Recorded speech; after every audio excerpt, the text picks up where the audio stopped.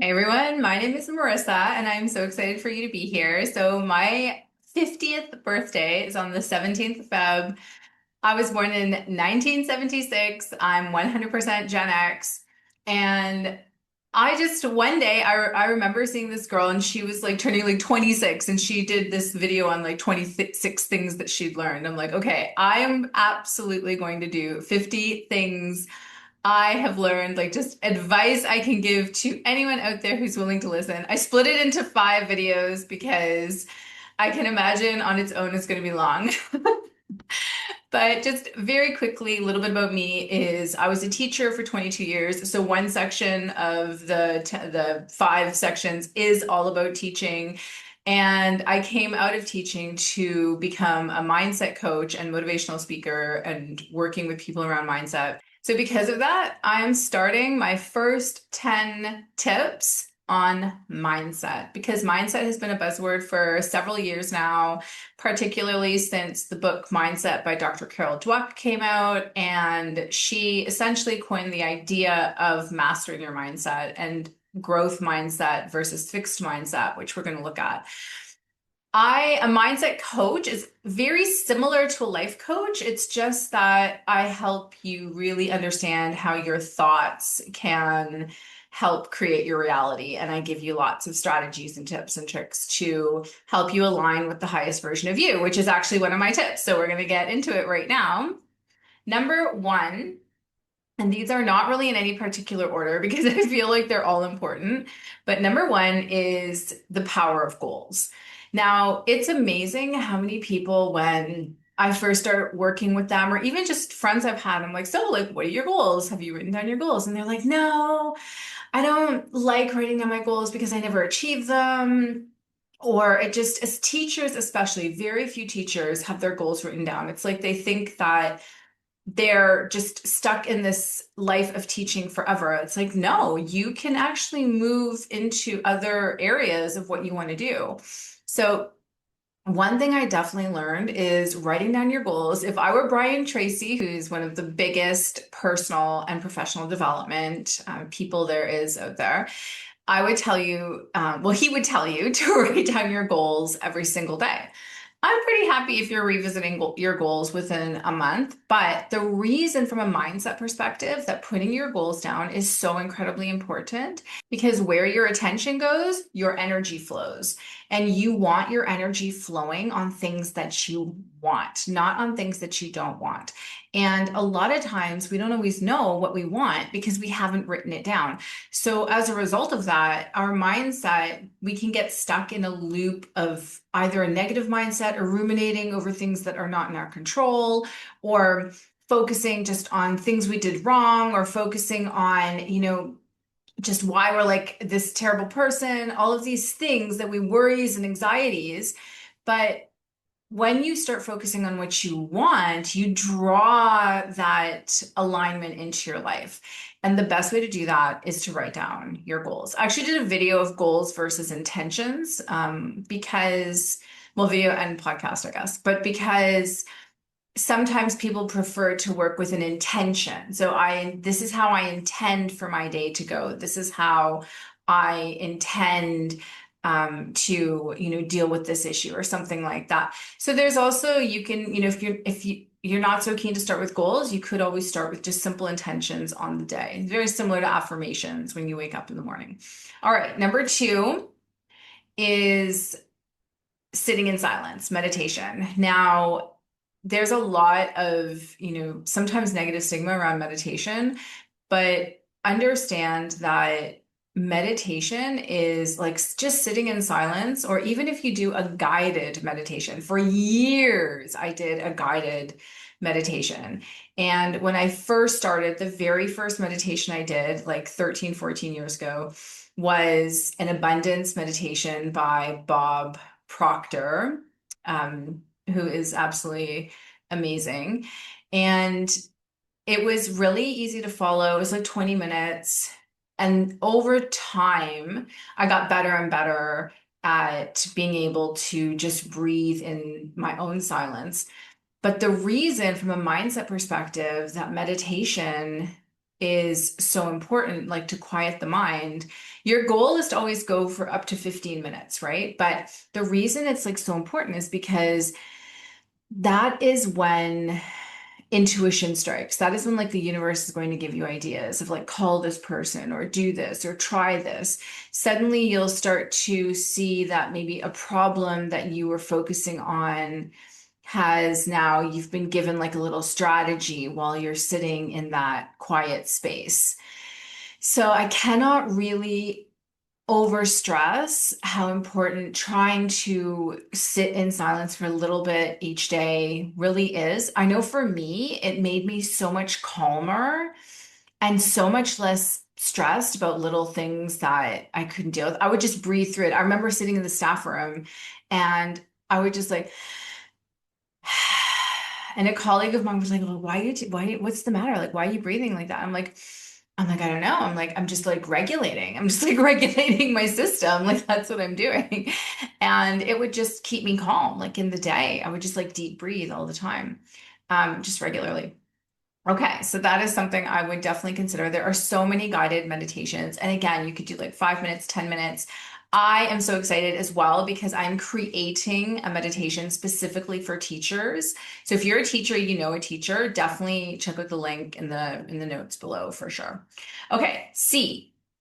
This is something I underestimated, and it's not going to be something completely foreign to you, but prioritizing rest and sleep. In fact, recently I've jumped onto the becoming Chinese trend on TikTok, and I absolutely love it.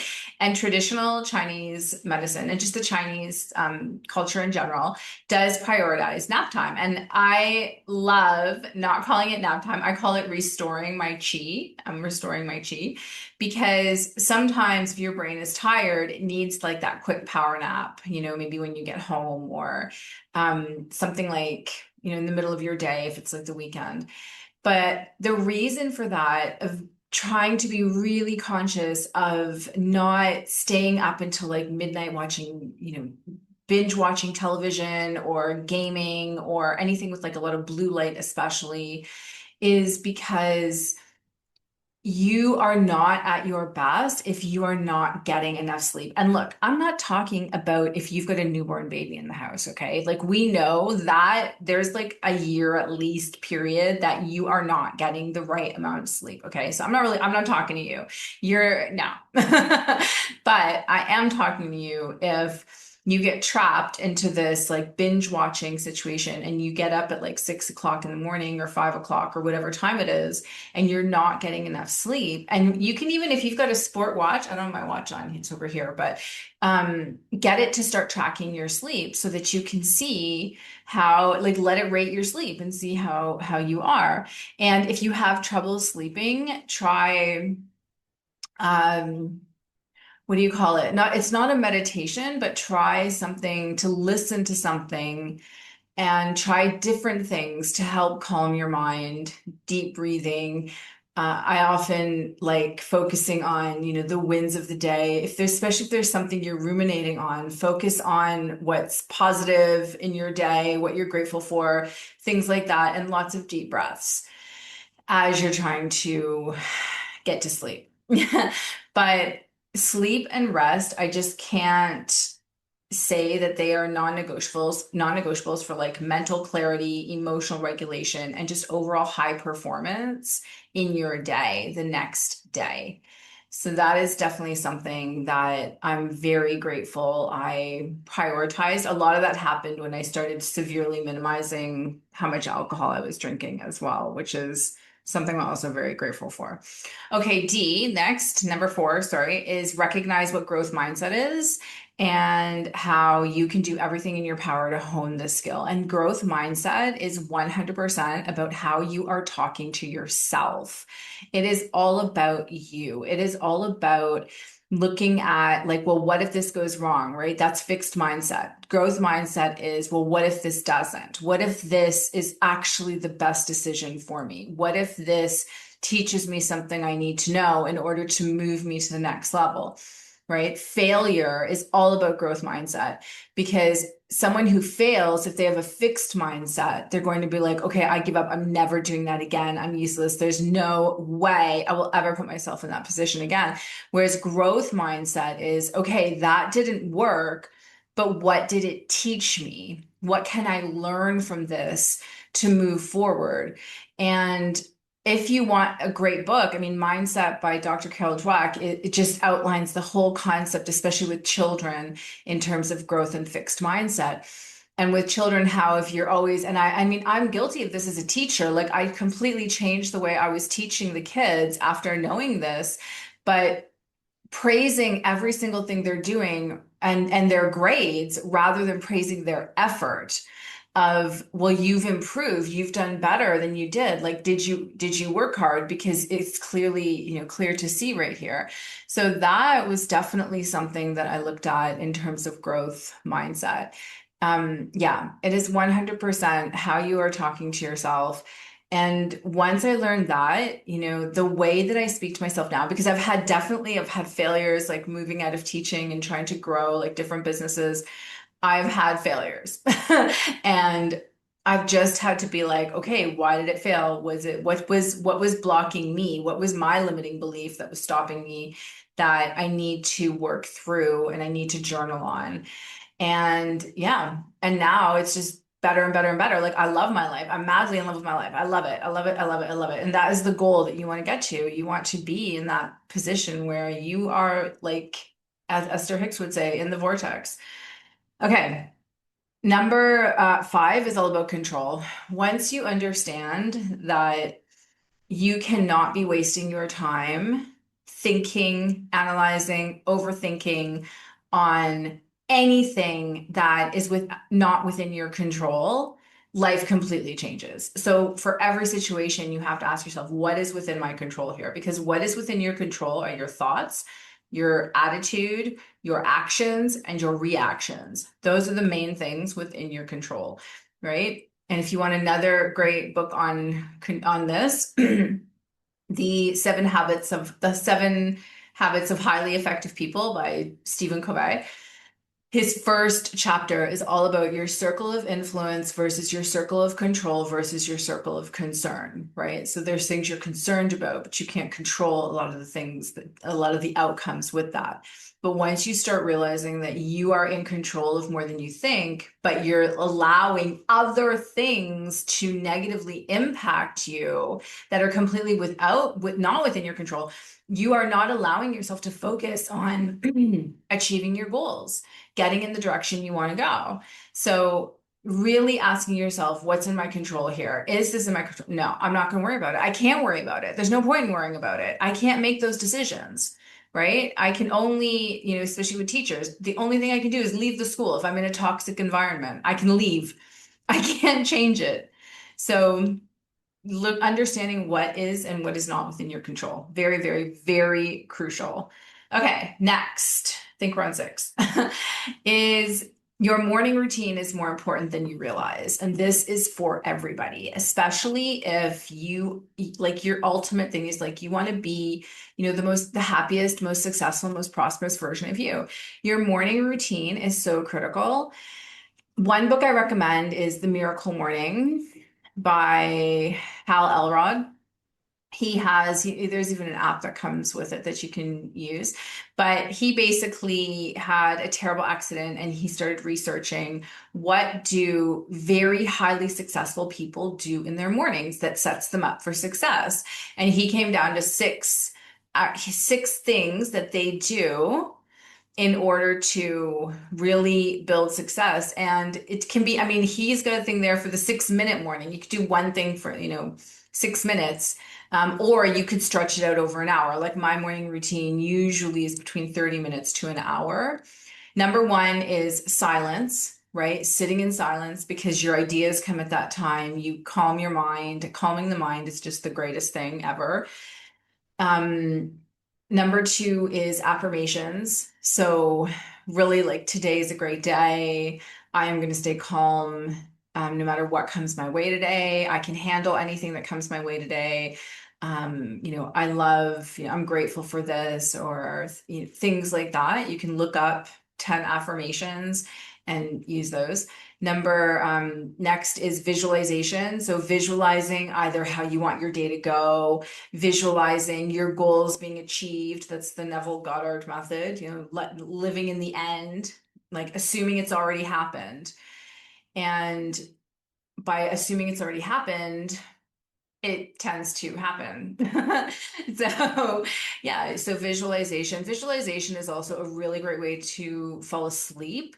I mean, I don't have any problems falling asleep, but I mean, if I had a client who had trouble falling asleep, one of the strategies I would give them is visualization. So just visualizing, what do you want? Where do you want to live? Where do you want to go? You want to go on a holiday to Bali? Like go imagine yourself in Bali. You want to live in a mansion? Imagine yourself in a mansion. You want to make $100,000? Imagine your bank account and watching it go up and up and up.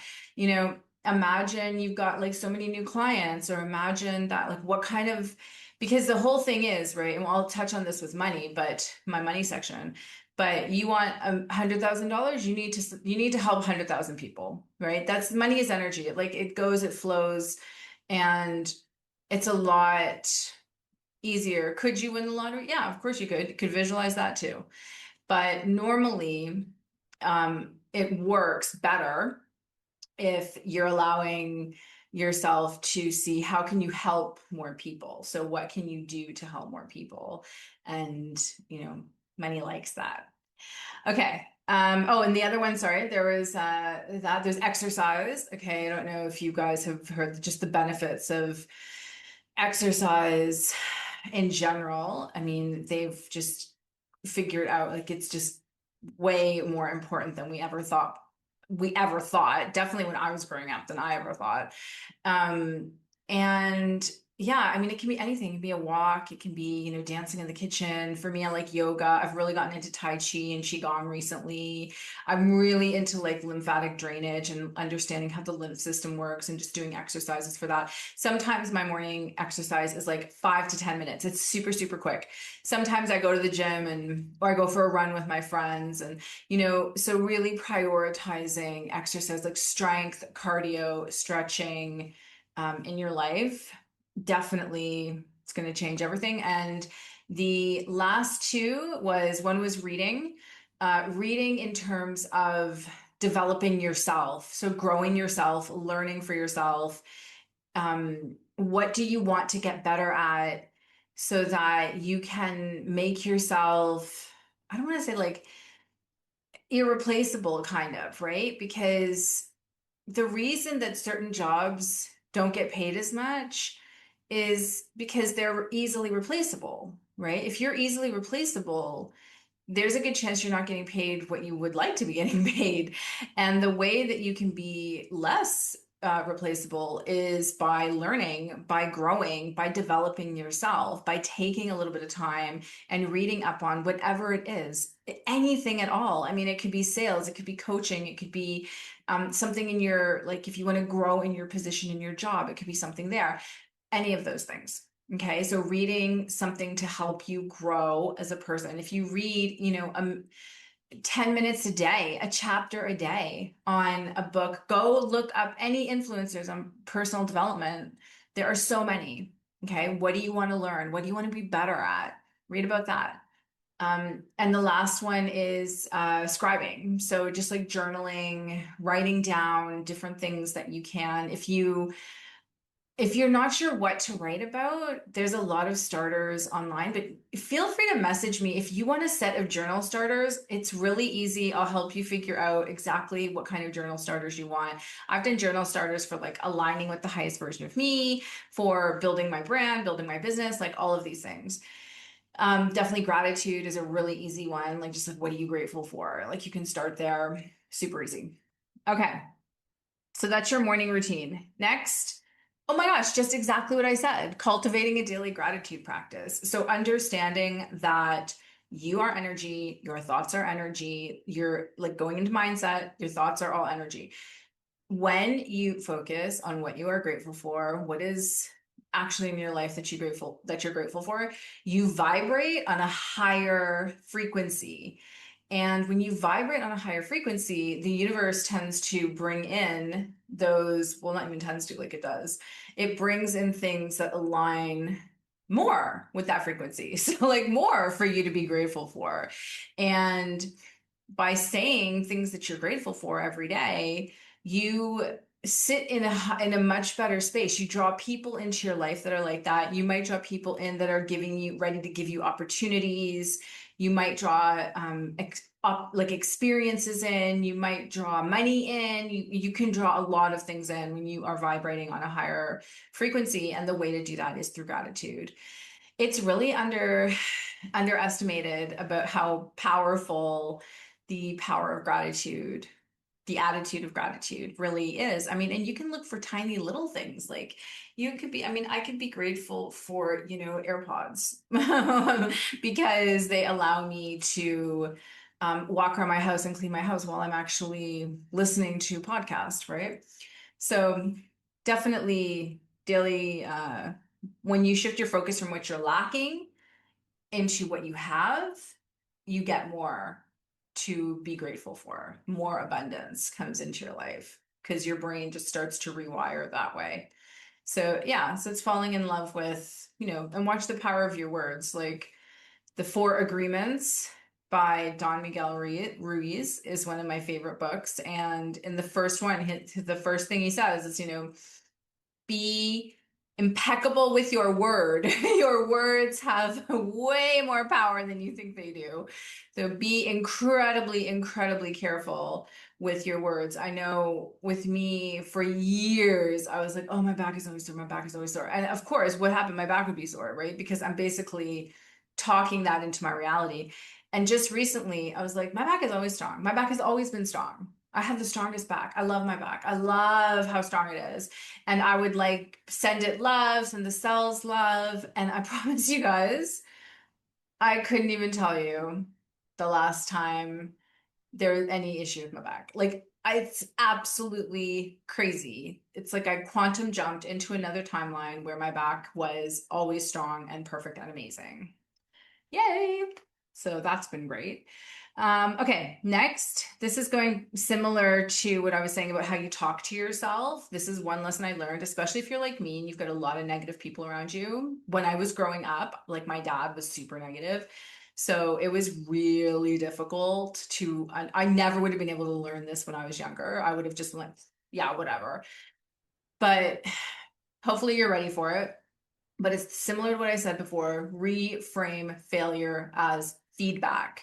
If someone, and also, like, if someone wants to give you advice or wants to help you, let them help you. Even if you are more, like, if you're in a leadership position, understand that there are people out there who are reading things that you don't know about, who have learned things that you don't know about, and can absolutely help you become better in whatever you're doing, right? I hate leaders that think like they know everything and their crew knows nothing. That's ridiculous. Okay, so reframing, adopting a solution-based approach rather than focusing on the problem, actually stepping back. And this is very good for those of us because in younger generations, there's a lot of critical thinking that's lacking. But really look at what kind of solution could I create? And it's not like, oh my God, but Google can't tell me. No, like, use your brain. What could you do? Who could you speak to? Could you try something different? Could you try this and this and this? Because a lot of times, especially as parents, and I see this with my students, they can't think critically because parents just don't have time to let them think critically. The parents just do it for them, right? Just like let them solve the problem, like solve the problem for them so that they can't think critically on how to solve it themselves. So as you get older, you're very problem based. You focus on the problem, you don't focus on the solution and what you can actually do to get the solution. So that is one thing I would say is really see like setbacks or mistakes as essential data that is giving you information on what you could do differently next time. Okay. So definitely, yeah, reframing failure as feedback. Okay, last two. Number like 9, aligning with the highest version of you. So this is more with my mindset people. If you've been in mindset for a little bit of time, you might have heard of the whole concept of aligning with the highest version of you. And basically, what that means is really asking yourself, how does the highest version of you live? Who do they hang out with? Do they drink every night? Do they do drugs of any sort? How does their morning routine look? How does their evening routine look? What does it, how do they dress? How do they hold themselves? What's their attitude towards money, right? And really writing down, what does their space look like, right? Really writing down, what does that highest version of you look like? And then like embodying that now, even though you don't have, let's say you can't afford, Gucci or something. Can you go and find, even a secondhand shop where there's something there that's more high end, right? So you're buying something high end, even though you're not paying the high end price for it. Can you afford something like that? Try to see if someone is maybe reselling, or even ask, the universe, put it in your journaling, I need some high end clothes so I can be like, I can envision who I am. If you can't, then just buy things that look good on you and wear them as though they are Gucci, and go out there and be like, oh, I'm loving my Gucci. It's amazing. This is fantastic. Okay, that sort of thing. So when you are aligning with that highest version of you, you want to really ask yourself, what are the habits of this person? What are the qualities that they're looking at every day? How do they live their life? And what changes could I make today to allow myself to get to that point? What changes could I make today? And then do it. So you can start journaling on it. Can even easily ask ChatGPT to give you a journal plan for that. And the last one is building emotional resilience, like emotional emotional EQ, emotional intelligence. And the idea is understanding that discomfort, frustration, sadness are not inevitable. They're going to happen. And you have to allow yourself to feel them, learn the lesson, and return to center. You have to try your best not to mask them with, to suppress them, to hide them, because you don't want to talk about them. This can be true as well. If you're dealing with trauma, like going and really trying, like finding someone you can talk to instead of kind of hiding it back. Because the more you can break through that emotional wall, the stronger you become to be able to achieve your goals. And I know with me, my husband doesn't drink. For years, I was a big, drinker. I would come home and drink, bottle of wine easily. And I just never, I just was stuck in that same situation for years, until I finally decided to, until a friend of mine showed me the movie The Secret with the law of attraction. That's the first inkling I ever had, and that was in my 30s, that I ever had to to understand that I have way more control over this than I think I do. And that, yes, things are happening to me, but they don't have to define me. They can rather teach me or help me teach others, rather than me kind of spiraling into why me, why me, why me? Like, why not me? Like, maybe this is destined to help me help other people because I have this experience.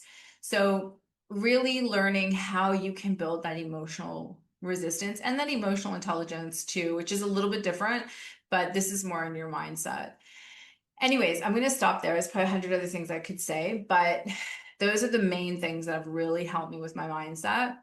And if you have any questions or comments or anything, I would love to hear from you.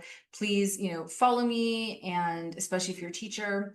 Otherwise, I'm sending everyone so much love, and I'm going to record now the second set of 10 tips. All right. Bye, guys.